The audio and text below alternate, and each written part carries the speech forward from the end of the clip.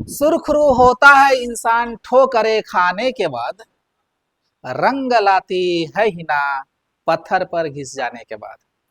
नमस्कार साथियों, I M R के कुशवाहा। स्वागत है आपका टारगेट बोर्ड एग्जाम पर।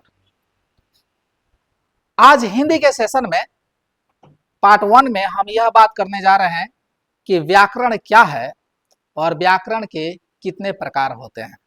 ऐसे तो आप सबको पता ही होगा, लेकिन मुझे जिस तरह से मेरा एंट्री का अंदाज नया है, उसी तरह से मेरे पढ़ाने का भी अंदाज कुछ नया है। अगर आपको अच्छा लगेगा तो इसको लाइक और शेयर करना मत भूलिएगा। अभी कर लीजिए, कितना समय लगता है। अब देखिए, हम शुरू करते हैं व्याकरण। हिंदी व्याकरण, हिंदी व्याकरण।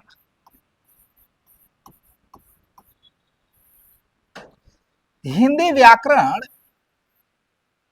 क्या है, ये पहले से सबको ही पता है। साथियों, आप हिंदी व्याकरण को पहले से पढ़े होंगे, छोटे क्लास से लेकर के बड़े क्लास तक सब में पढ़ना है, क्योंकि व्याकरण का कोई क्लास नहीं होता। व्याकरण हर क्लास में एक ही होता है, इसमें कुछ अंतर नहीं होता, किसी में ज्यादा या किसी में कम पढ़ाया जाता है, मतलब सिलेबस के हिसाब से, उसके क्लास स्टैंडर्ड के हिसाब से।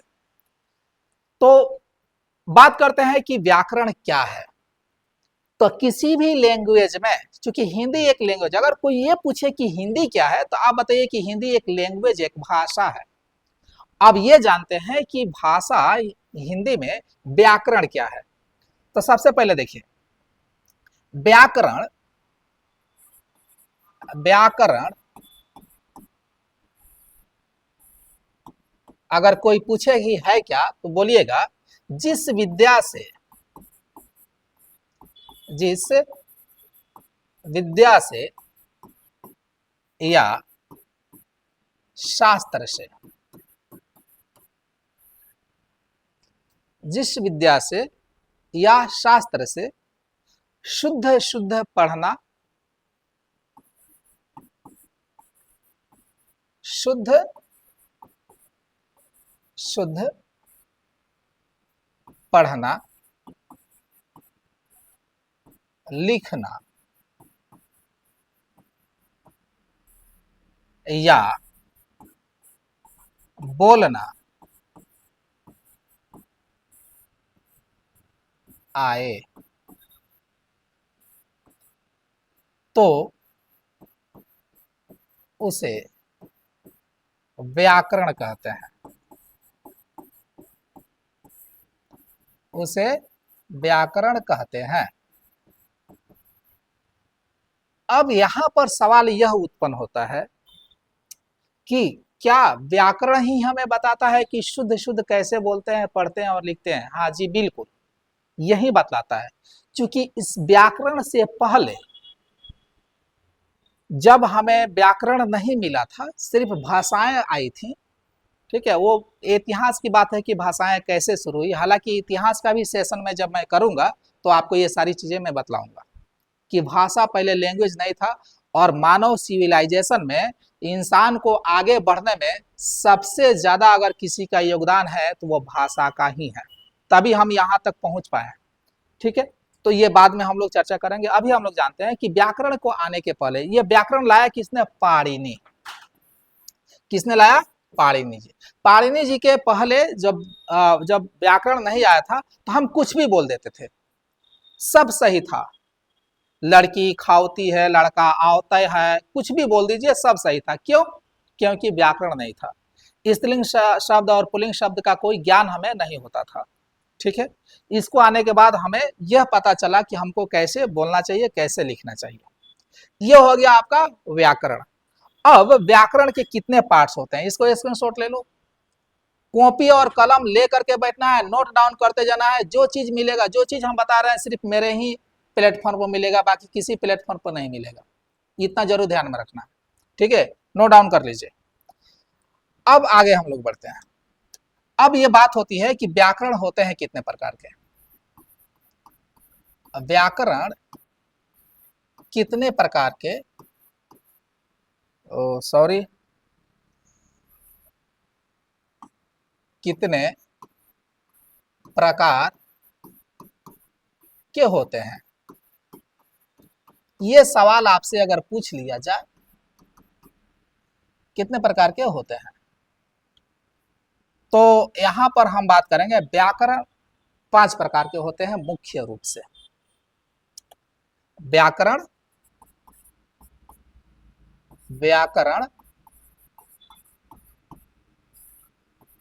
5 प्रकार के होते हैं, 5 प्रकार के होते हैं।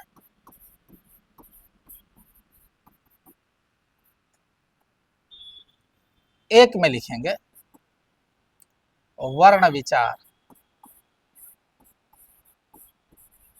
वर्ण विचार। दूसरा शब्द विचार,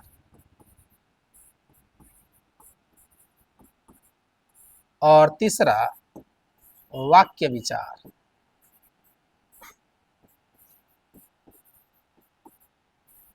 चौथा चिन्ह विचार, चिन्ह विचार। और पांचवा छंद या काव्य विचार। चलिए विचार पर विचार करते हैं। वर्ण विचार, ये आपके सामने जो ये इंग्लिश में भी यही होता है, ऑर्थोग्राफी, इटिमोलॉजी, सिंटैक्स, पंक्चुएशन और प्रोसोडी, ये जो पहले सेशन में हम बता चुके हैं ऑलरेडी। अब हम लोग बात करते हैं इसमें कि ये है क्या। देखिए वर्ण विचार, देखिए वर्ण विचार का मतलब जो हमारे हिंदी में टोटल वर्ण है उसका जब अध्ययन करेंगे वो वर्ण विचार से लिया गया है, ठीक है। दूसरा शब्द विचार, इन्हीं वर्णों को मिला करके जब हम शब्द बनाएंगे तो वो शब्द विचार कहे गए हैं। और वाक्य विचार, जब शब्दों से मिला करके जब वाक्य बनाएंगे उसका कुछ मायने निकल जाए तो वाक्य विचार कहलाता है। हालांकि सबका पार्ट अलग अलग होता है, सबका भेद अलग अलग होता है, सिर्फ हम ये बता रहे हैं कि वर्ण क्या होता है, शब्द में क्या होता है, वाक्य में क्या होता है, कैसे बनता है। चिन्ह विचार का मतलब होता है जब हम ये वाक्य बना लेते हैं और उसमें जब चिन्हों का प्रयोग करेंगे तो उसको चिन्ह विचार कहा जाता है। और छंद और काव्य विचार का मतलब ये हुआ कि जब हम वर्णों से मिला करके शब्द बना दें और शब्दों को मिला करके जब हम वाक्य बनाएं और वाक्यों को जब हम सजा करके लिखना शुरू कर दें तो क्या हम 2-4 लाइन की कविता नहीं लिख सकते हैं? बिल्कुल लिख सकते हैं। तो कविता, गीत, गजल, नजम वगैरह ये सारी चीजें हम लिख सकते हैं, आराम से बोल सकते हैं, पढ़ सकते हैं, सुन सकते हैं और सुना सकते हैं। तो इसी कड़ी में चलिए हम आपसे एक चीज जानना चाहते हैं। अगर आपको कोई छंद या कोई काव्य अगर आपको याद हो, ठीक है, तो आप कमेंट बॉक्स में लिख करके डाल सकते हैं। एक अच्छा सा, प्यारा सा, सुंदर सा, मीठा सा, मधुर सा अगर इस तरह से हो तो आप लिख करके डाल सकते हैं। अगर नहीं है तो आप हमसे भी सुन सकते हैं। चलिए एक छंद विचार हम आपको बता रहे हैं। देखिए क्या है वर्ण, मतलब क से लेकर के ज्ञ तक और अ से लेकर के अ तक, ये सभी क्या है? हमारा वर्ण है। अब इसी से जैसे मान लीजिए कि एक क ले लिए और एक ल ले लिए, एक म ले लिए, क्या बनाया? कलम बनाया। ये शब्द बना, किससे बना? वर्णों से हमने क्या बना दिया? शब्द बना दिया। अगर हम ये इस तरह से लिख देते हैं कलम लाल है, कलम लाल है, अगर ऐसे कर दिया एक वाक्य हो गया। इसको हमने क्या बना दिया?